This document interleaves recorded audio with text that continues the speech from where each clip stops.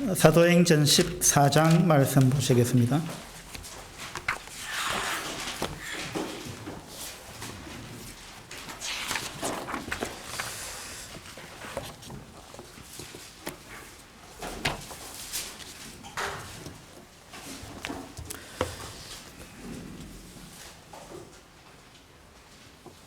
사도행전 14장 19절부터 몇 절을 읽겠습니다. 14장 19절. 유대인들이 안디옥과 이고니온에서 와서 무리를 충동하니 그들이 돌로 바울을 쳐서 죽은 줄로 알고 시외로 끌어내치니라. 제자들이 둘러섰을 때에 바울이 일어나 그 성에 들어갔다가 이튿날 바나바와 함께 더베로 가서 복음을 그 성에서 전하여 많은 사람을 제자로 삼고 루스드라와 이고니온과 안디옥으로 돌아가서 제자들의 마음을 굳게 하여 이 믿음에 머물러 있으라 권하고. 지난번에 이제 바울이 돌에 맞는 이라는 엄청난 핍박을 당하고도, 그리고 또 멀리 가서 또 복음을 전하고, 그리고 또 수리아 안쪽으로 가까운 길로 가지 아니하고 자기가 복음을 전했던 이러한 지역을 다시 돌아오면서 주님을 믿었던 이러한 사람들을 격려하고 왔다, 이러한 내용을 말씀을 드렸습니다. 22절에 특별히 돌아오면서 루스드라와 이고니온 안디옥의 비시디아 안디옥이죠. 그쪽으로 가서 제자들의 마음을 굳게 하여 이 믿음에 머물러 있으라, 이런 이야기를 했다고 말씀을 드렸습니다. 이 믿음에 머물러 있으라. 우리가 개역 개정 성경에는 이제 머물러 있으라 이렇게 나오는데, 개역 성경에는 이 믿음에 거하라 이렇게 되어 있습니다. 거하라. 이게 이제 헬라 원어로는 메노라는 단어를 쓰고 있는데, 이 단어의 뜻이 누구와 함께 있다, 또 함께 살다, 함께 거하다, 이러한 의미를 갖고 있습니다. 13장에서는 이제 비시디아 안디옥에서 처음에 복음을 전했을 때 주님을 믿은 이러한 사람들한테 했던 말은 하나님의 은혜 가운데 있으라, 이렇게 이야기를 했죠. 하나님의 은혜 가운데 있으라. 그런데 이제 좀 지나서 다시 권면한 말씀은 이제 비슷한 것 같은데 좀 다르다, 그런 내용을 지난번에 말씀을 드렸습니다. 그러면은 이 믿음에 거하라 라는 말은 어떤 의미가 있을까요? 믿음에 거하라.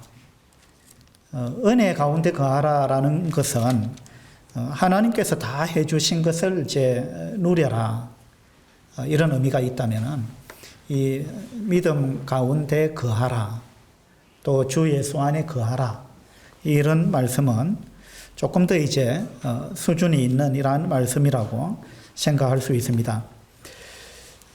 이 거하라라는 단어는요, 성경에 많이 나옵니다.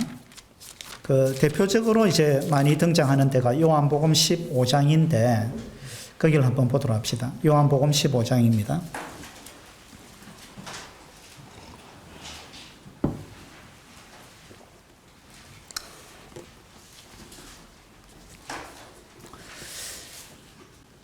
요한복음 15장 1절에 보면 나는 참 포도나무요 내 아버지는 농부라.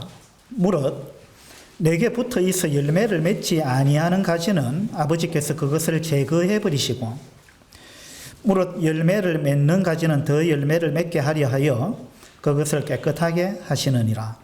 너희는 내가 일러준 말로 이미 깨끗하여졌으니 내 안에 거하라. 여기 보면 이제 내 안에 거하라, 이런 단어가 나옵니다. 내 안에 거하라. 그 다음에 나도 너희 안에 거하리라, 이렇습니다. 그 다음에 계속해서 이 거하라라는 단어가 많이 나옵니다. 가지가 포도나무에 붙어 있지 아니하면, 여기서 붙어 있다라는 단어도 원어로는 똑같은 단어를 쓰고 있습니다.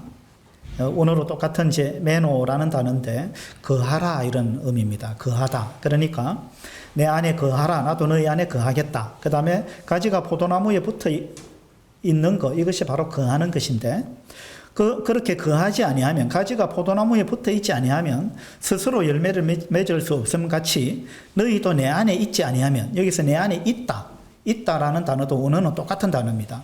그러니까 너희가 내 안에 거하지 아니하면, 그러면 열매를 맺을 수가 없다.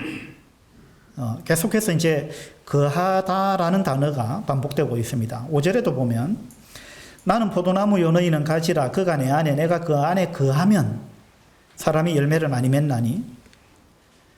그 다음에 7절에도 너희가 내 안에 거하고 내 말이 너희 안에 거하면, 계속해서 이제 거한다라는 단어가 등장을 하고 있습니다. 사도행전에서는 개역 개정판에서는 머물러 있다, 뭐 이런 의미로 번역을 했습니다. 똑같은 단어인데, 이 외에도 성경에는 이제 여러 군데에서 거하라라는 단어가 나옵니다.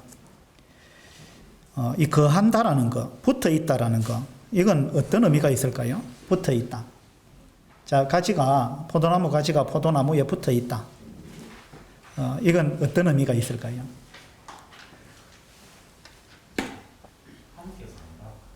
함께 산다. 예. 자, 스크린 한번 보시면은요. 뭐죠, 이게? 블루베리. 맞습니다. 우리 집에 키우고 있는 블루베리입니다.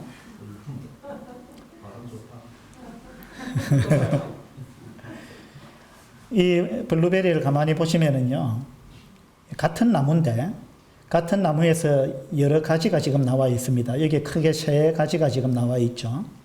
근데 오른쪽에 있는 잎이 무성한 가지 밑으로 쭉 내려가 보면 그 왼쪽에 있는 가지하고 같은 줄기에 붙어 있습니다.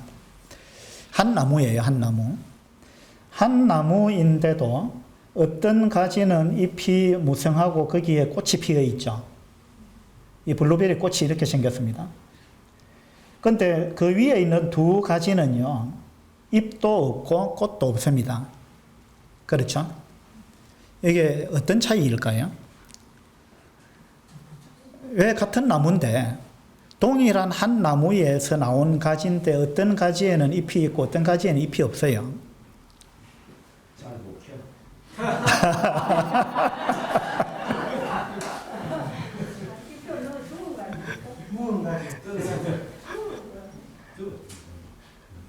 근데 지금 이 3가지가 다 이 블루베리 나무에 붙어 있잖아요. 붙어 있잖아요. 붙어 있는데도 불구하고 다르다는 거예요. 그렇죠? 그래서 여기서 요한복음 15장에서 거한다라는 말은요, 가지가 포도나무에 붙어 있다라는 말하고 같은 말인데, 붙어 있는 거는 그냥 붙어 있는 걸, 여기서 붙어 있다라는 말은 그냥 붙어 있다라는 뜻이 아니에요. 예, 함께 산다. 함께 산다. 그건 무슨 말이냐면은, 그냥 붙어만 있는 게 아니고요. 아주 긴밀하게 뭔가가 통하고 있다라는 이야기예요. 그게 거한다라는 단어입니다. 원어로 이 메노라는 거한다라는 단어의 뜻이 그런 것입니다.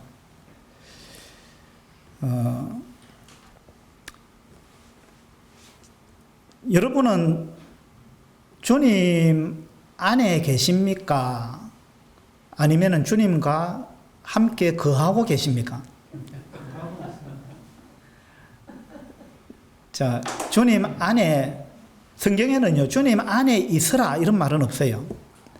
그런데 그 주님 안에 거하라 라는 말은 여러 번 나옵니다. 그러니까 주님 안에 있으라라는 권면은 할 필요가 없어요. 왜냐하면 우리가 주님을 영접하는 그 순간 우리는 주님 안에 들어온 거예요. 그렇죠? 예. 누구든지 그리스도 예수 안에 있는 자는 새로운 피조물이다. 그러니까 새로운 피조물은, 구원받은 사람은, 죄사함을 받았고 예수 그리스도를 영접한 사람은 영접하는 그 순간 우리는 예수 그리스도 안에 들어온 자들이에요. 예수 그리스도 안에 들어온 자는 영원토록 예수님으로부터 쫓겨나지 않습니다. 예수님은 우리를 절대 우리를 쫓아내지 않겠다. 그렇게 말씀하셨어요. 다시 말해서 한 번 구원받은 사람은 이 구원을 우리의 어떤 행위가 잘못돼 가지고 구원을 잃어버리거나 취소되거나 그런 일은 없다는 이야기예요. 그러니까 예수 그리스도 안에 있으라라는 말은 할 필요가 없는 거예요. 한 번 구원받으면 그때부터 우리는 영원토록 예수 그리스도 안에 있는 거예요. 그런데 예수 그리스도 안에 있다는 말하고 예수 그리스도 안에 거한다는 말하고는 다른 말이라는 거예요. 그 의미가 다르다는 겁니다.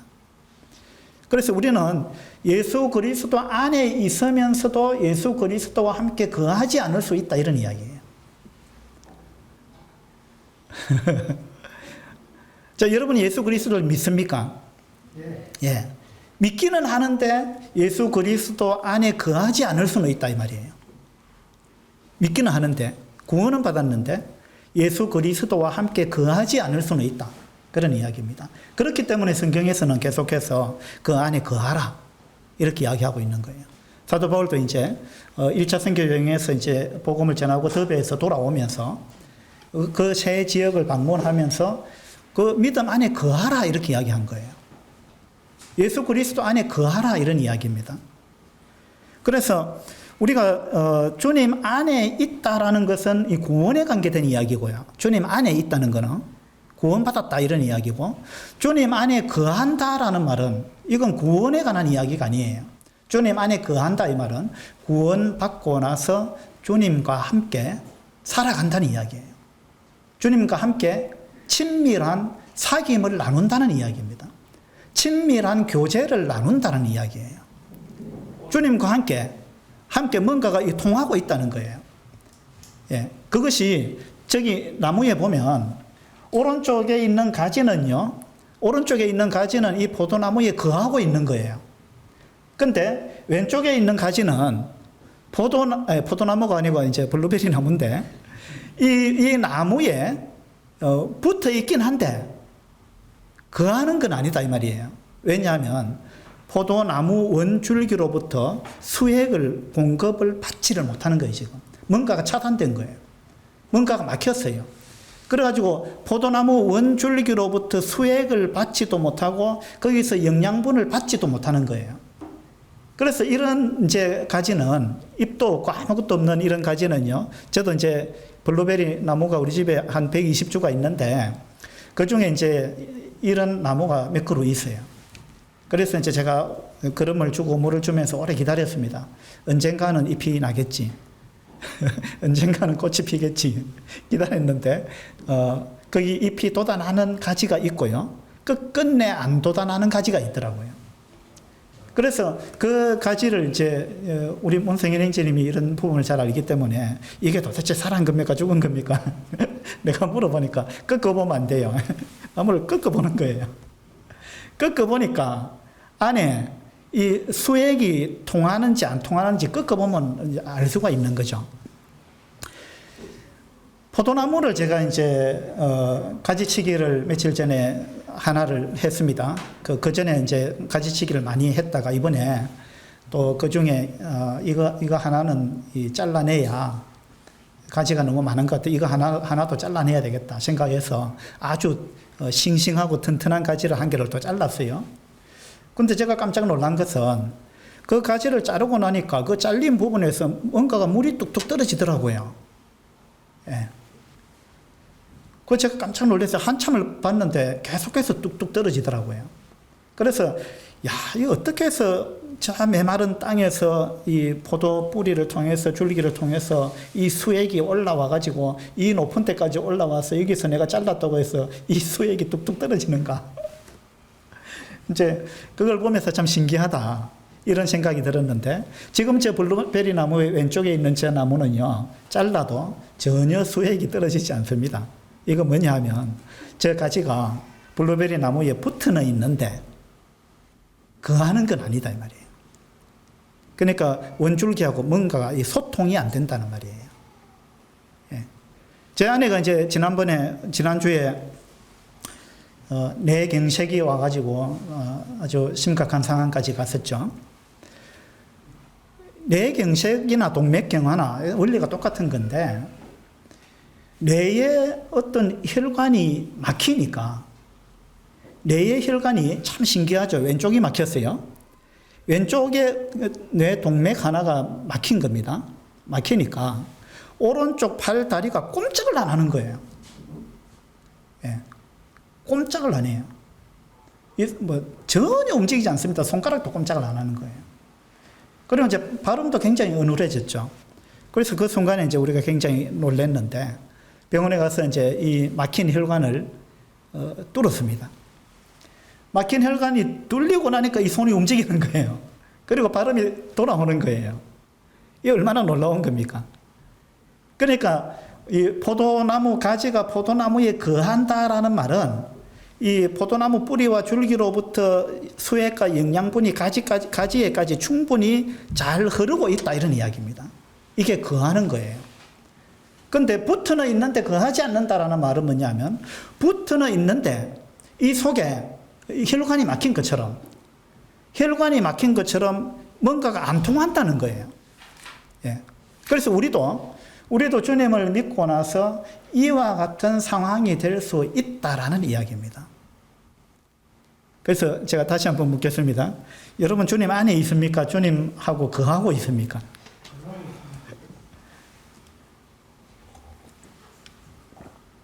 거하고 있다는 말은 주님과 아주 친밀한 교제 가운데 있다 이런 이야기입니다.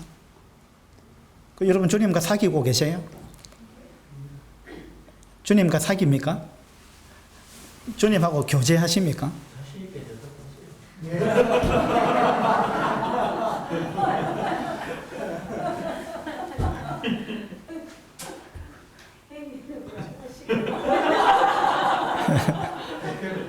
왜 본인은 자신 있게 대답을 안 하시고 그러니까 남들 보고 오늘 아침에 주님께 문안 인사드렸습니까? 지난번에 정종영 주님이 그렇게 질문하셨잖아요. 가만히 생각해 보니까 굉장히 중요한 질문이에요. 다시 말해서 주님과 대화하고 있느냐 이 말이죠. 우리가 주님 안에 거한다는 말은 주님과 대화를 나누고 있다. 주님께 기도하고 있다. 자주 매 순간 그죠? 기도하고 있다. 여러분 하루 종일 살아가면서 주님께 기도 몇 번 하세요? 3번. 밥 먹을 때. 밥 2끼밖에 안 먹는 분은 2번. 그렇습니까? 근데 정말 우리가 주님 안에 거한다는 것은 밥 먹을 때 기도하는 그 정도 그런 어떤 소통이 아니죠. 수시로. 운전하면서도, 화장실에 앉아서도, 또 길을 걸으면서도, 일을 하면서도, 예. 계속해서 뭔가 주님과 대화를 해야 되는 거죠. 그 다음에, 주님 안에 거한다는 것은 우리가 주님과 함께 긴밀하게 소통을 한다는 이야기고, 그 다음에 소통은 기도하는 것과 또 말씀을 읽는 거죠. 기도는 내가 하나님께 말씀을 드리는 것이고, 우리가 말씀을 읽는 것은 하나님께서 나한테 말씀하시는 것을 내가 듣는 것입니다. 이런 것이 이제 소통이죠. 이게 거하는 겁니다. 그러면 여러분 그 말씀을 하루에 얼마나 읽고 계십니까? 일주일에 한 번 읽으세요? 말씀을 읽는 것이. 안 그러면 날마다 읽고 계십니까? 날마다 아침에 큐티 10분 그 시간만 읽으십니까? 그렇다면 어쩌면은 저기 왼쪽에 있는 가지처럼요. 뭔가가 지금 주님으로부터 나한테 뭔가가 와야 되는데 주님으로부터 생명력이 나한테 전달이 돼야 되는 거죠. 주님으로부터 수액과 영양분과 이런 것들이 나한테 공급이 돼가지고 그 힘으로 내가 살아가야 되는 거거든요. 이게 주님 안에 거하는 거죠. 근데 우리가 주님께 내가 하루 종일 밥 먹을 때 왜는 기도 안 한다. 또는 뭐 큐티 시간에 잠시 뭐 한 10분 정도 말씀 본다. 그게 하루 중에 내가 말씀 보는 전부다. 이러면은 어쩌면은 저 오른쪽 나무가지가 아니고 왼쪽 나무가지처럼 저렇게 메말라 있을 수도 있다. 이런 이야기입니다. 그래서 사도 바울은 이제 전도여행을 1차 전도여행을 마치고 돌아오면서 믿음 안에 거하라, 주님 안에 거하라 그렇게 당부했고, 그 다음에 이 요한복음 15장에서도 그렇게 이야기를 하고 있는 것입니다. 이 거한다는 것을 이제 요한복음 14장에서 아주 설명을 잘하고 있는데 한번 보도록 하겠습니다.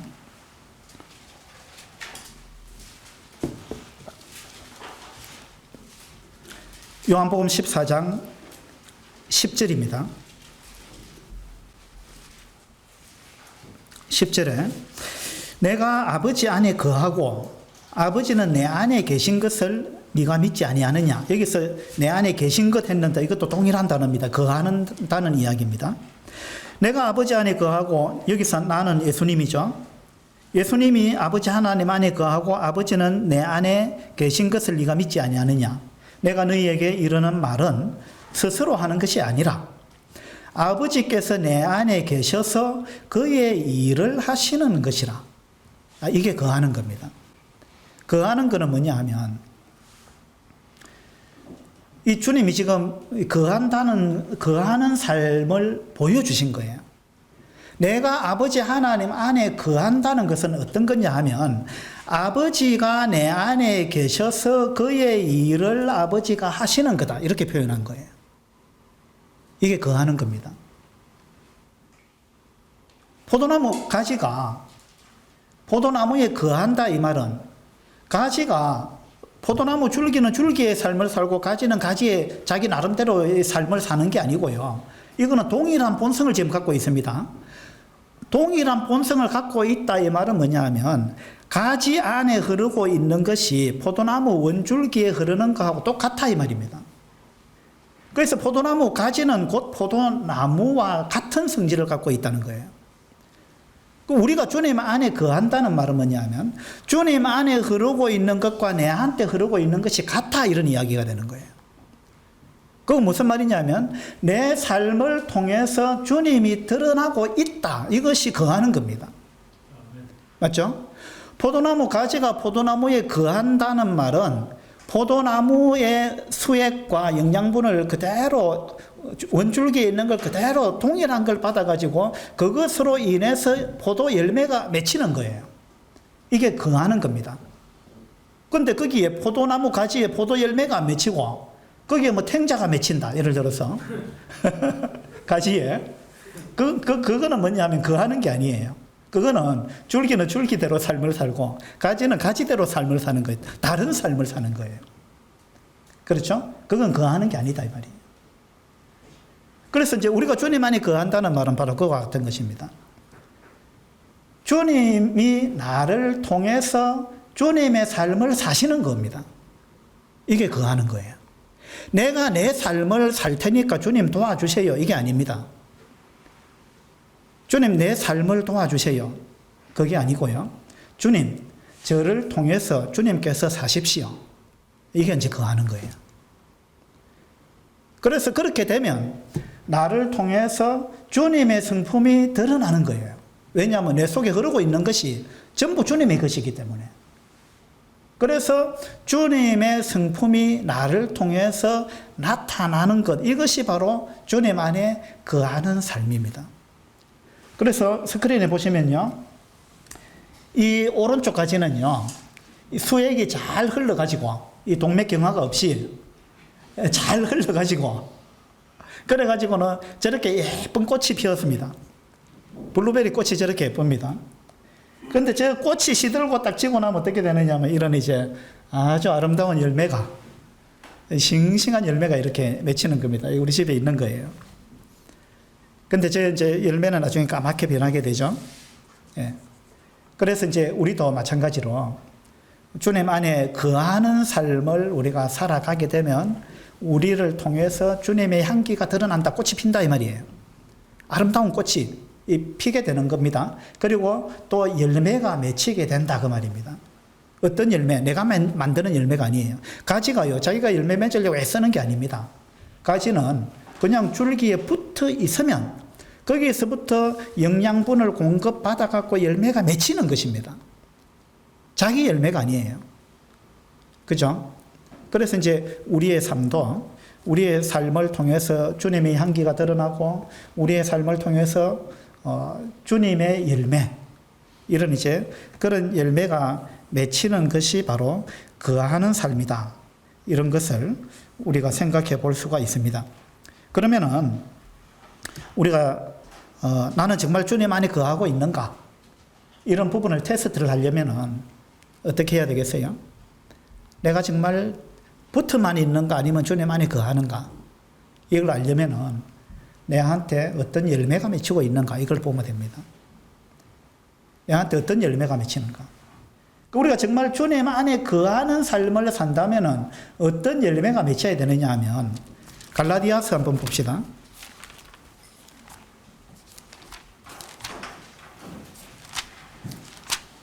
갈라디아서 5장에 성령의 열매가 나오죠. 5장 22절입니다. 오직 성령의 열매는 사랑과 희락과 화평과 오래 참음과 자비와 양선과 충성과 온유와 절제니 이 같은 것을 금지할 법이 없느니라. 자, 우리가 정말로 이제 주님 안에 거하게 되면은 주님으로부터 모든 영양분을 우리가 생명력과 이런 걸 다 공급을 받아가지고 주님의 성품에 맞는 열매가 맺혀야 되는데 그 열매가 뭐냐 하면 첫 번째가 사랑입니다. 그러면 내가 정말 내가 구원만 받았는가 아니면은 주님 안에 거하고 있는가, 이 차이점은 내한테 내 삶 가운데 사랑이 나타나고 있는가, 이걸 보면 안다는 것입니다. 근데 내 삶 가운데 사랑이 나타나지 않고 내 삶 가운데 막 어떤 누구를 향한 미움이 나타나고 있다. 이 사랑의 반대 열매. 누구를 향한 원망과 미움과 또 불평과 누구를 향해서 빈정거리고 말도 사랑으로 안 하고 빈정거리는 거 있잖아요. 비꼬는 거, 뭐 그런 거, 불친절한 거, 이런 것들이 내 삶을 통해서 나타나고 있다면 나는 구원은 받았지만 주님 안에는 있지만 붙어는 있지만 주님으로부터 내한테 뭔가 공급은 안 되고 있구나 지금 라는 것을 우리가 인정해야 되는 거죠. 그래서 저도 이 말씀을 이제 이걸 건너뛸까 하다가 왜냐하면 저도 자신이 없어가지고 제 삶에서 이와 같은 그 성령의 열매가 확연하게 드러나야 되는데 자신이 없어가지고 너무 부끄럽기 때문에 이 말씀을 그냥 건너뛸까 하다가 양심상 그렇게 할 수가 없어가지고 제가 제 자신에게 이 말씀을 전해야 되겠다 하고 썼습니다. 우리 마음속에 이와 같은 우리 삶 속에 이런 사랑과 반대되는 것이 지속적으로 나타나고 있다면 우리는 주님과 친교를 하고 있지 않다는 이야기죠. 주님과 친교를 한다는 말은 내 말에 거하면 이랬죠. 내 말에 거하면 요한복음 15장에 너희가 내 말에 거하면은 열매를 많이 맺을 것이다 이랬습니다. 그러면 우리가 주님 안에 거한다는 말은 주님 말씀 안에 거한다 이런 의미와 같은 겁니다. 그러면 주님 말씀 안에 거한다는 말은 무슨 말이냐면 주님의 말씀을 내가 듣는데 그치는 게 아니고 주님의 말씀을 듣고 그것이 나한테 이렇게 막힌 데가 없이 잘 흘러 들어와 가지고 내 삶 가운데 주님의 말씀이 나타나야 된다는 겁니다. 동맥경화는 이제 오다가 막혀버린 거죠. 근데 이것이 원활하게 잘 거한다는 말은 이 원활하게 잘 이거 내한테까지 온다는 거죠. 와가지고 나한테서 그 말씀이 내 삶을 통해서 나타나야 되는 거죠. 말씀이 육신이 되어서 드러나야 되는 겁니다. 근데 내 삶 가운데 이런 사랑이 참 빈약하구나. 그 반대의 것이 자꾸 나타나고 있구나. 그러면 내가 주님 안에 참 거하는 삶을 내가 못 살고 있구나. 주님하고 이 사귐에 내가 문제가 있구나. 다시 말해서 주님의 말씀을 내가 읽고는 있지만 그 말씀을 내가 실행은 안 하는구나. 그 말씀을 내가 실천은 안 하는구나. 라는 이야기입니다. 이거는 거하는 게 아니에요. 상당히 부끄러운 거죠. 그 다음에 이제 두 번째 열매가 희락이죠. 희락. 우리가 정말 주님 안에 거하는 삶을 살고 있다면 우리 삶 가운데 기쁨이 있어야 됩니다. 그런데 내 삶 가운데 기쁨이 잘 없다. 나는 늘 우울하다. 항상 내 얼굴은 찡그리고 있다. 그렇다면 뭔가 주님하고 지금 이 교제에 문제가 생긴 거예요. 이 뭔가 흘러오는 관에 지금 문제가 생긴 거예요. 그래서 이 동맥경화는 보니까 혈관 안에 막 뭐 찌꺼기들이 막 쌓여가지고 혈관이 좁아진 거예요. 그리고 이게 좁아져서 완전히 막혀버리면은 이게 이제 뇌경색이 되는 거죠. 그런데 이게 막히지는 않았지만 아주 좁아져 있다. 이것도 이제 문제가 되는 거예요. 그래서 말씀에 내가 얼마나 순종하고 있는가. 우리가 주님 안에 거한다는 말은 내가 주님 말씀에 얼마나 순종하고 있는가. 이런 의미가 되는 거죠. 그 다음에 세 번째 열매가 화평입니다. 화평. 그러면 내 삶 가운데 화평이 없고 그냥 다툼과 원망과 불평과 이런 것들이 내 삶 가운데 많이 나타나고 있다면 이것도 지금 내가 주님과 원만하게 이 교제가 안 되고 있다. 소통이 안 되고 있고 친교가 사귐이 안 되고 있다는 거죠. 거하지 않는 것입니다. 그 다음에 네 번째 열매가 오래 참음이죠. 여러분 삶 가운데는 어떻습니까? 오래 참음이 있습니까? 오래 참음이라는 열매가 맺히고 있습니까? 안 그러면 여러분 굉장히 조급하십니까? 뭔가 누가 나한테 뭘 좀 잘못하면 거기에 대해서 여러분 오래 참으십니까? 안 그러면 막 폭발합니까? 막 부글부글 끓습니까? 얼굴 색깔이 변하고. 그렇다면은 뭔가 주님으로부터 오는 것에 지금 뭔가 막혀 있다는 거예요. 그 다음에 다섯 번째 열매가 자비죠. 자비. 여러분은 어떻습니까? 자비하십니까? 여러분의 삶 가운데 자비가 나타나고 있습니까? 안 그러면 자비의 반대말은 뭡니까? 냉정하다, 차갑다, 가혹하다, 뭐 이런 것 될 거예요. 여러분 자신을 돌아보시고 내가 다른 사람을 향해서 얼마나 차가운 사람인가, 얼마나 가혹하고 냉정한가, 이런 부분 한번 돌아보시기 바랍니다. 그렇지 않고 여러분 마음에 자비가 있는지, 다른 사람을 불쌍히 여기는, 긍휼히 여기는 그런 마음이 있는지, 이런 마음이 있을 때 사랑과 희락과 또 화평과 오래 참음과 자비와 이런 것들이 우리 삶 가운데 나타나고 있어야만이 우리는 제대로 주님 안에 거하고 있는 것입니다. 그 다음 열매가 양선이죠. 양선. 이 양선은 이제 적극적으로 선을 행하는 이런 걸 의미하는 겁니다. 그래서 여러분은 적극적으로 선을 행하십니까? 안 그러면은 여러분 마음속에 악의가 있습니까? 그 다음에 충성인데요. 충성은 어떻습니까? 여러분은 삶 가운데 충성된 마음이 있습니까? 안 그러면 막 대충 하는 그런 마음입니까? 신앙생활도 마찬가지고 모든 일도 나는 그냥 막 대충 하고 살란다. 그러면 그 충성하고는 좀 거리가 먼 거죠. 그 다음에 충성은 또 신뢰한다는 의미가 있는데 다른 사람을 내가 신뢰하지 못하고 있다. 이러면은 다른 사람과의 문제뿐만 아니라 주님과의 관계에 있어서 내한테 문제가 있다 이 말입니다. 주님과 원만하게 소통을 안 하고 있다는 거죠. 기도를 안 하거나 말씀을 안 읽거나 그 말씀을 내한테 적용을 안 하거나 그런 겁니다. 그 다음에 온유인데요. 어떻습니까? 여러분 삶 가운데 온유가 나타납니까? 안 그러면은 아주 거칠고 자만하고 불손하고 그렇습니까?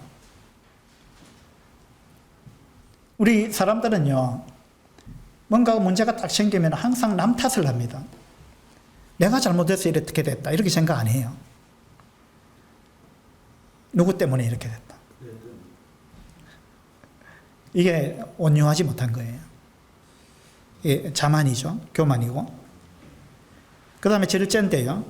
여러분 삶 가운데는 절제가 나타나고 있습니까? 안 그러면은 막 성질이 나타나고 그 사람 성질 사납다 이러잖아요. 그런 게 막 그대로 드러나고 있는지, 안 그러면 유욕이 막 드러나고 있는지, 이런 부분들을 우리가 돌아볼 필요가 있다는 것입니다. 그래서 오늘 우리가 사도행전 14장에서 믿음 안에 거하라, 또 주 안에 거하라, 이 말씀을 우리가 마음에 좀 새기면서 나는 정말 주님 안에 거하고 있는가? 구원만 받았는가? 아니면 주님 안에 거하고 있는가? 주님하고 나하고는 얼마나 소통이 되고 있는가? 주님으로부터 좋은 것들이 얼마나 내한테 흘러 들어와 가지고 내 삶 가운데 이것이 열매 맺고 있는가? 이런 부분에 대해서 우리가 돌아보게 되기를 바라고, 아, 내가 주님 안에 제대로 거하지를 못하고 있구나, 이렇게 생각이 든다면은 우리가 주님 안에 거하기 위해서 주님 앞에 엎드려야 됩니다. 기도해야 되고, 말씀 읽고 묵상해야 되고, 말씀이 내 속에 흐르고 있어야 되고요. 그 말씀이 내 삶 가운데 나타나야 되고, 그 말씀이 내 생각과 내 삶을 바꿔야 되는 거예요. 말씀이 내 안으로 흐르고 있는데도 불구하고 내 삶이 바뀌지 않는다, 내 생각이 바뀌지 않는다, 내 고집이 바뀌지 않는다, 그건요, 주님 안에 거하는 게 아닙니다. 그 다음에 주님 안에 거한다는 것은 하나님을 경외하는 것입니다. 그죠? 하나님을 경외하는 것. 하나님을, 말씀을 읽으면서도 그 말씀에 순종하지 않는 것은 우리가 하나님을 두려워하지 않기 때문에 그렇습니다. 그래서 우리가 주님 안에 거하기 위해서는 이와 같은 것들이 이제 필요하다라는 사실을 우리가 오늘 생각하면 좋겠습니다. 요한 1서 말씀을 한번 보도록 합시다. 요한 1서 3장 6절입니다. 3장 6절에 그 안에 거하는 자마다, 이 성경에는 거한다라는 단어가 굉장히 많이 나옵니다. 그러니까 그냥 믿고 내가 구원받았다, 하나님 자녀가 되었다, 그 정도가 아니죠. 더 풍성한 삶, 하나님께서 정말 우리에게 주고자 하는 것은 그런 것입니다. 구원만 주시길 원하는 게 아니고 우리가 구원받고 주님으로부터 생명을 받고 더 풍성한 삶을 살기를 원하는 겁니다. 그래서 열매를 우리가 맺어야 되는 거예요. 열매를 얼마나 맺어야 되느냐?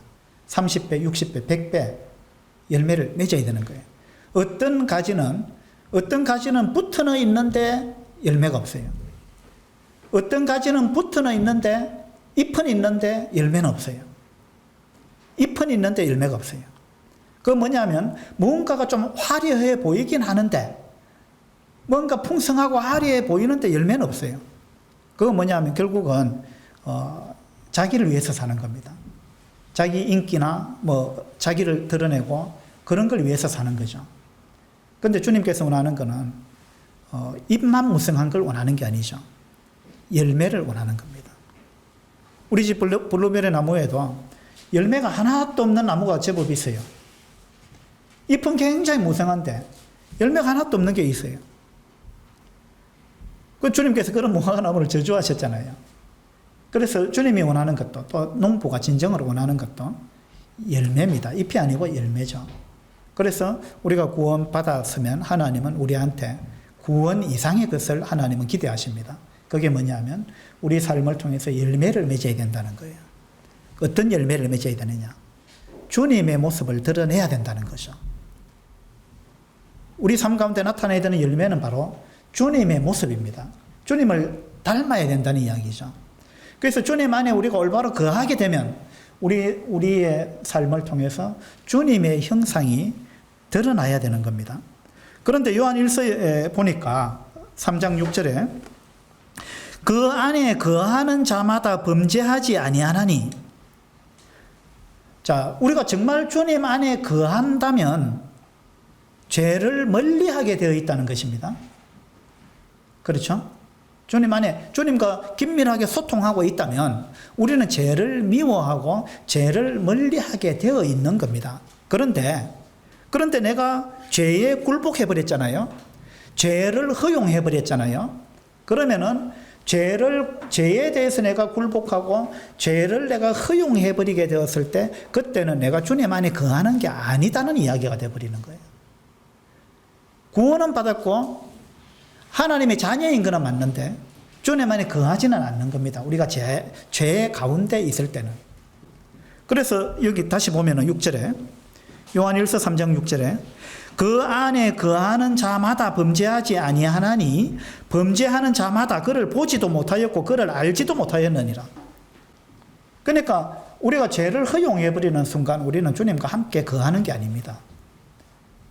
더 심하게 말씀했죠. 그를 알지도 못하는 거다. 그를 보지도 못했다. 그러니까 그 순간에는 말씀과 나하고는 완전히 따로 노는 거예요. 그래서 우리가 이런 가운데 빠져들지 않도록 성경에서는 계속해서 주님 안에 늘 거해라. 주님 안에 거해라. 그렇게 말씀을 하고 있는 것입니다. 요한복음 15장으로 다시 한번 가보겠습니다. 15장 2절에 무릇 내게 붙어 있어 열매를 맺지 아니하는 가지는 아버지께서 그것을 제거해 버리시고. 자, 여기서 열매를 안 맺는 가지는 어떤 가지입니까? 왜 열매를 안 맺는 가지를 아버지께서 제거해 버리신다 이랬는데, 그래서 이걸 이제 어떤 사람들은 이렇게 해석합니다. 열매를 안 맺는 가지는 구원받지 못한 사람이다. 구원받지 못했는데 구원받은 척하고 있는 거다. 이렇게 이제 해석하는 사람이 있고, 또 어떤 사람은 이렇게 해석합니다. 아, 이 사람은 구원을 받았다가 구원을 잃어버린 사람이다. 이렇게 생각합니다. 그래서 그것을 제거해버렸다. 그 하나님으로부터 끊어졌다 이 말이죠. 그렇게 이제 해석하는 사람들이 있는데 그건 잘못된 해석입니다. 왜냐하면 지금 요한복음 15장의 이 포도나무 비유는요, 구원에 관한 이야기가 아니에요. 이거 무엇에 관한 이야기죠? 구원받고 난 사람이 열매를 맺느냐 안 맺느냐. 지금 그것에 관한 이야기를 하고 있는 거예요. 이 핵심이 주제가 구원이 아니에요. 우리는 이런 말씀을 보면 자꾸 이걸 구원에다 맞추려고 하는 거예요. 그러니까 구원을 잃어버릴 수도 있구나. 하나님이 붙어 있는 걸 잘라낼 수도 있구나. 이렇게 생각하는데 이건 그런 의미가 아니에요. 그리고 여기서 또 제거해버린다라는 단어가 원어로 보면 다른 중요한 의미가 있는데 그건 어떤 뜻이냐 하면 영어로 하면 lift up, 우리말로 하면 들어 올린다. 들어 올린다. 이런 의미가 있어요. 이거는 무슨 말이냐면 포도나무가요. 포도나무는 위로 쭉 자라는 이런 나무가 아니잖아요. 가지가 막 이렇게 처지죠. 근데 이걸 가지를 우리가 이제 지지대를 세워가지고 위로 어느 정도 위로 이렇게 나가도록 만들어주잖아요.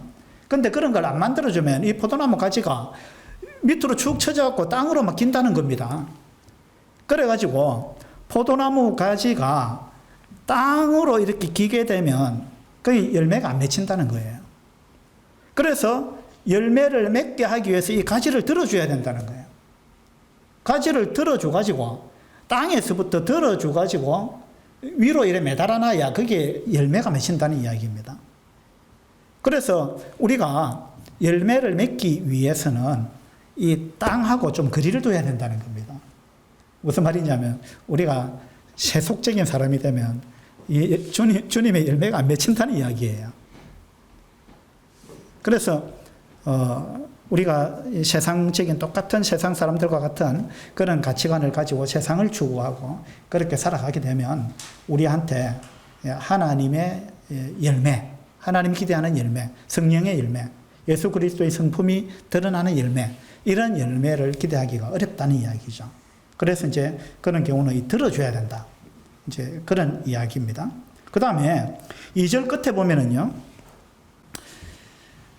2절을 다시 한번 보겠습니다. 무릇 내게 붙어 있어 열매를 맺지 아니하는 가지는 아버지께서 그것을 들어 올려서 열매를 맺도록 하시고, 그 다음에 무릇 열매를 맺는 가지는, 열매를 이제 땅으로 기는 가지가 아니고 위로 이렇게 올라가가지고 열매를 맺는 가지, 그 열매를 맺는 가지는 더 열매를 맺게 하려 하여 그것을 깨끗하게 하시느니라. 그래서 여러분이 혹시 열매를 맺고 있지 못하다면, 내 삶 가운데 주님의 향기가 드러나지 않고 있다면, 그러면 내가 세상적으로 살고 있구나. 이걸 한번 이제 의심해 봐야 됩니다. 그 다음에 열매를 맺고 있다면, 그 열매 맺고 있는 그 정도로 여러분 만족하면 안 되는 거예요. 하나님께서 더 원하시는 것은 더 열매를 맺게 하려 하여 그것을 깨끗하게 하신다 그랬습니다. 그래서 나는 이 정도만 됐다. 그렇게 생각하시면 안 되는 거죠. 더 맺어야 된다는 거예요. 나는 30배 맺었는데 하나님이 원하는 건 100배예요. 100배.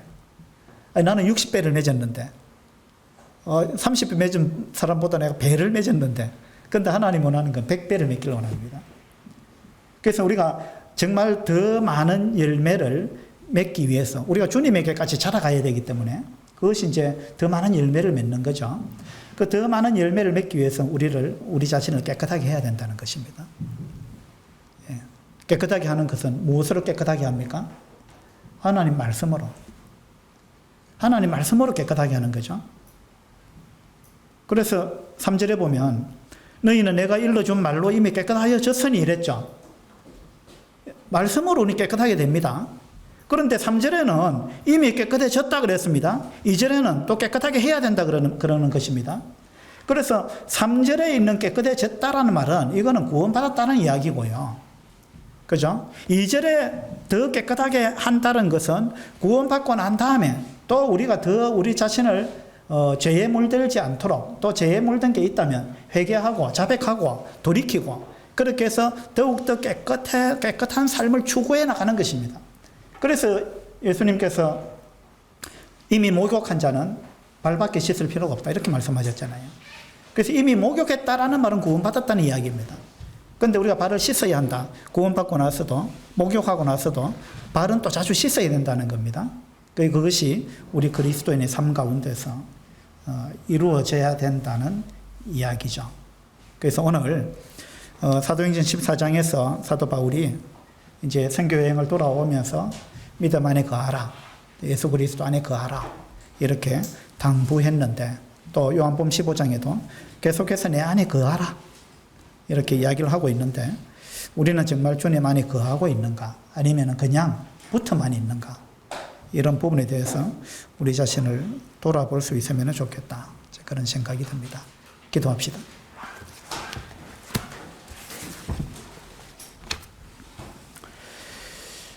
아버지 하나님, 우리가 주님 안에 있다는 것이 얼마나 감사한지요. 그러나 그저 주님 안에 있는 그것으로 만족할 것이 아니라 주님과 친밀한 사귐 가운데 있기를 주님께서 정말로 원하신다는 것을 오늘 다시 한번 생각합니다. 그래서 우리 속에 정말 주님의 피가 흘러야 되고 주님의 성품과 주님의 것이 우리 속에 그대로 흘러서 그 주님의 것으로 꽃이 피고 주님의 것으로 열매가 맺히는 그러한 삶을 살기를 하나님은 원하신다는 것을 우리가 오늘 생각해 보았습니다. 우리가 정말 주님을 닮아갈 수 있도록 해 주시기를 바랍니다. 우리 삶 가운데 주님의 향기가 드러나게 해 주시기를 바랍니다. 그렇게 되기 위해서 우리는 기도하고 또 말씀을 읽고 묵상하고 그 말씀을 우리 삶 가운데 적용해야 한다는 것을 또한 생각합니다. 아버지 하나님, 우리가 말씀을 읽는 자만 되지 않도록 해 주시기 바랍니다. 그 말씀 앞에 우리가 굴복하고 내 생각을 내려놓고 내 고집을 내려놓고 그 말씀에 순종하는 삶을 살아갈 수 있도록 주님 도와주시기를 바랍니다. 내가 내 삶을 사는 것이 아니라 나를 통해서 주님이 사시는 그러한 삶이 되기를 원합니다. 귀한 교훈 주심을 감사를 드리며 우리 주 예수 그리스도 이름으로 기도드립니다. 아멘.